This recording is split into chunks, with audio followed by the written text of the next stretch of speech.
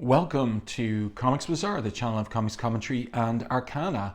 This video features Marvel Comics Presents Wolverine issue number 10, cover dated early January 1989. So this is the conclusion of the Wolverine main story, and you can see there that he features prominently on this front cover. And there's also Colossus, so what we're seeing is a fastball special there, and a side profile of Wolverine 2 in the background. And the Colossus story is the one by Ann Nocenti and Rick Leonardi, God's Country. So let's open this one up to the credits page. You can see there on the left that this concludes Wolverine Save the Tiger storyline. Writer Chris Claremont, penciler John Buscema, inker Klaus Janson.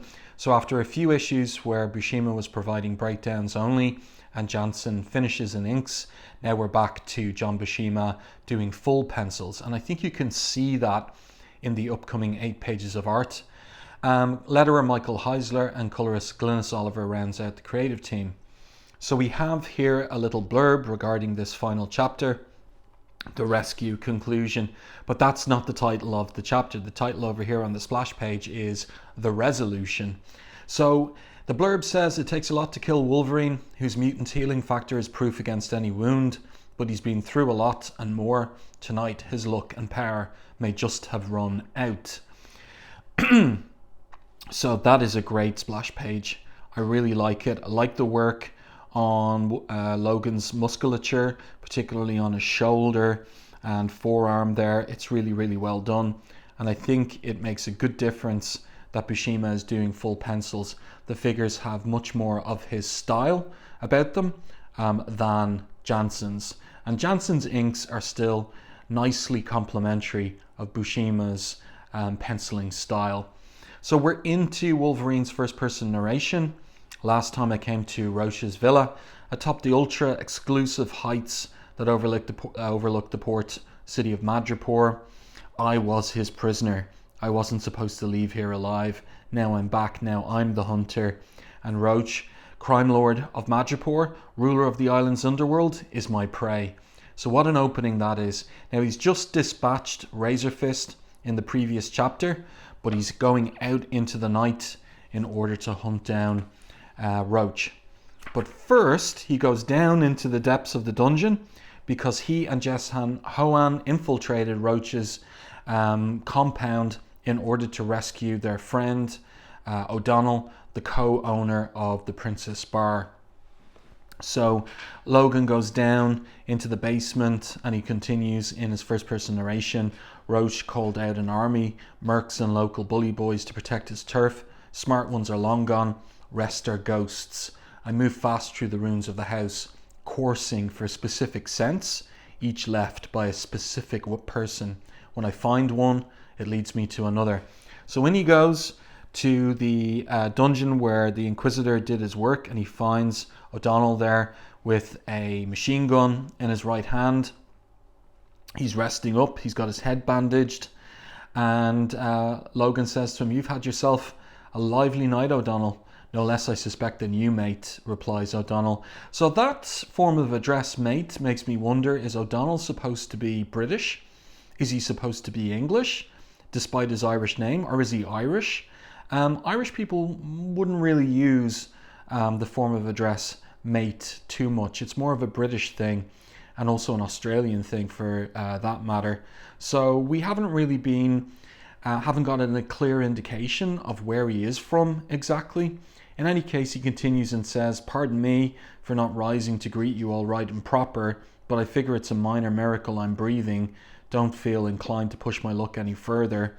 So Logan twigs the vampire Sapphire Sticks. "She made a play for you?"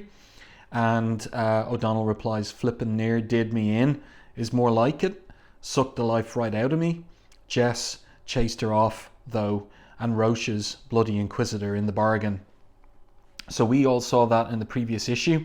Jessan Hoan, says Wolverine, "The scent I followed to the dungeon, the baby crime lord whose challenge to Roche for his throne started this flaming war." So Logan asks, "Where is she?" And O'Donnell says, "Gone after Roche." So he brings him up to the outside And he says here in his first person narration, for all his skill and weaponry, in the end, they're talking about Razor Fist. Razor Fist is dead, whereas Logan is a mutant. O'Donnell says to him, leave me, mates, go after Jess. She needs your help. And Logan responds interestingly, you're both my friends. You both need help. He hasn't really had very much to do with O'Donnell since the first and second issue. So making friends fairly quickly, Logan. Difference is she's healthy and you're not. He says, once you're safely off the killing ground, O'Donnell, then I'll take care of her. But he's interrupted by being shot 8 times in the chest, in the sternum, dropping O'Donnell there on the ground as he takes those shots. And we get very specific identification of the weapon that Roche is wielding there, where he says here he blasts away with a Frankie SPAS-12 automatic combat shotgun the instant he pops into view. So Wolverine, recognizing the exact model of the weapon, and he continues, no chance to do anything but shove O'Donnell out of the line of fire. Roche isn't a half bad shot. I take the entire 8-round box right on the breastbone, so he lands face first on the ground.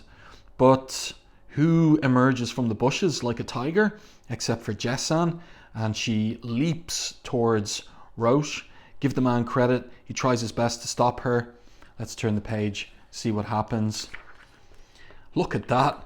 She chops his head off with her sword. It just isn't good enough, says Wolverine. As he falls, though, she doesn't even spare him a second glance. And that's a macabre image where you've got his body over here and his head here in the grass. He's dead for good. So Janson is distraught over Logan's body. She thinks he's dead. O'Donnell, too, is distressed. He says, that should have been me. That's twice. I own my skin.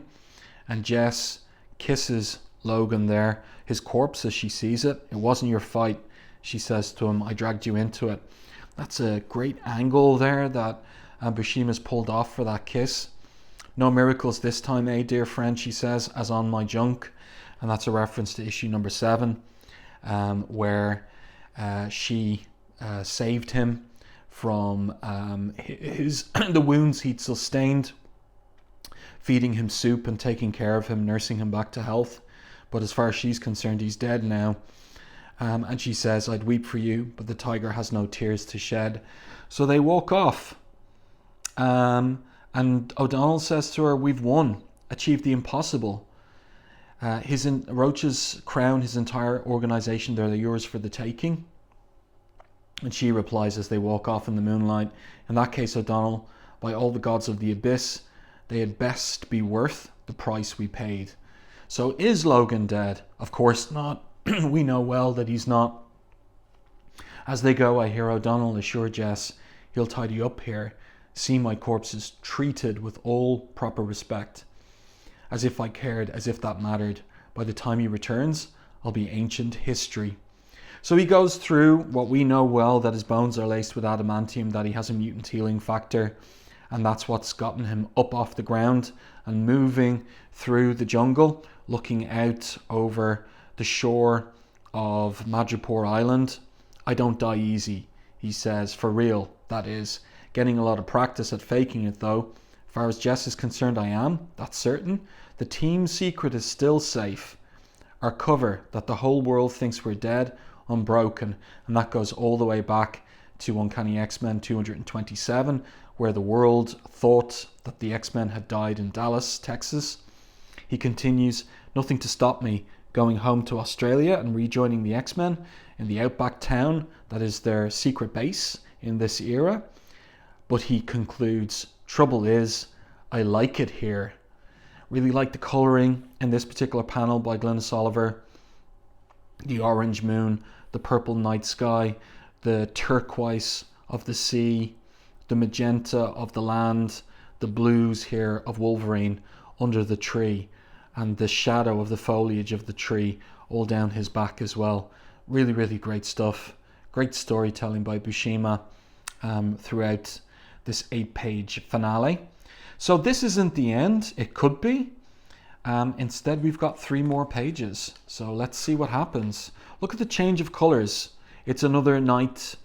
We're indoors, the Princess Bar, after things have settled down and the city's returned to what passes in these parts for normal. Janson there is in her finery because she's going to the prince of the island. Madripoor is a principality, to present Tiger as heir apparent to Roche's throne. And somebody says off panel, there's a world of difference, darling, between petitioning that old pirate and having him say yes. So she turns around and flings the dagger that she has been concealing somewhere about her person straight towards Logan, who's dressed in a stylish dinner jacket. Yup, nice to see the tiger has fangs, he says, not to mention the skill to use them. All you need now is the ability to discriminate between friend and foe. And she asks, which are you, Wolverine? Because of course she knows his secret identity. Answer should be obvious, he replies. And in Madripoor, darling, the name's Patch. So this is the first time that he has identified himself as such. He's taken the eye patch he wore for a little bit after the Inquisitor, or so rather Roche, stubbed out his cigarette on his eye when he was being tortured by the Inquisitor. But now he's using it as a new identity, as a signifier of a new identity, Patch. So what does Janson have to say to that? This is a really nice 3/4 profile shot of her as she takes back the dagger from him. In Madripoor, she says, nothing is obvious. Whatever you call yourself, you remain a hero, in quote marks. While I rejoice in your survival, I thought your role was to combat such as me. So what will Logan say to that? Like you, darling, I never take anything on faith or at face value. You've seized Roche's turf and maybe his throne, but you're not him. That earns you the benefit of the doubt. The day you walk his road, he says, then you answer to me. This is an interesting device of Buscema's. We're seeing them in a mirror. So the mirror is somewhere there on the wall behind Logan, and Buscema has used the device of the mirror for an interesting presentation of the scene, thinking out what to do to make it intriguing, visually intriguing for the reader. Thoughtful stuff from Buscema. And she replies, yeah, you mean you're casting yourself as my guardian angel, my very own Jiminy Cricket conscience? And Logan says, with a little nod of his head, if you like. And then she strikes at him, and this is a surprise, and suppose I do not. She's a tiger in more than name, says Logan in his first person narration, striking without warning and with incredible speed. I was careless. She could have cut my throat. So we see the sound effect there that he's popped his claws of his right hand. What's happening here? We've only one more page to resolve this story. Is he going to kill her? Is that what's going to happen? Let's turn the page and see. No. Instead, she bloods my wrist. Woman has brass, he says. She knew the risk. She ran as she struck, slashing her own arm with a wild smile. As I sheathed the claws, I'd reflexively extended from my right hand. Fates only know how close she'd come to that moment, to joining her ancestors. So what's she got to say as she rubs her cut wrist against his? I could not wish for a better man to watch my life, or should the need arise to claim it, she says. I pray I prove as worthy of your friendship. And then she kisses him. Who knows, Wolverine, you've saved the tiger's life and won her heart. You may yet redeem her soul. And his response, worth a try. I've won more, starting with less. So, Wolverine's such a romantic here. And it is, I'm being ironic. This is really good stuff. This is an excellent conclusion. Very unexpected, but properly the kind of thing that Chris Claremont would do. Janson having fallen for Logan, and yet he keeping an eye on her in respect of whether she becomes corrupted by the power and position she's gotten from slaying Roche, from taking his throne.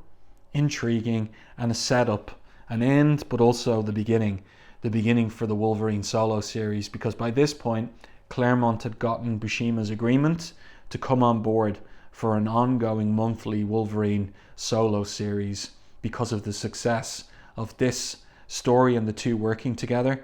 And there you go. So I do hope that you enjoyed this review and commentary on the finale, the resolution, the climax, the conclusion of Save the Tiger. Let me know your thoughts on this one in the comment section. If you enjoyed my review and commentary, please like and share the video. It really does help the channel. And if you haven't done so already, subscribe to the channel and stay tuned for more content like this.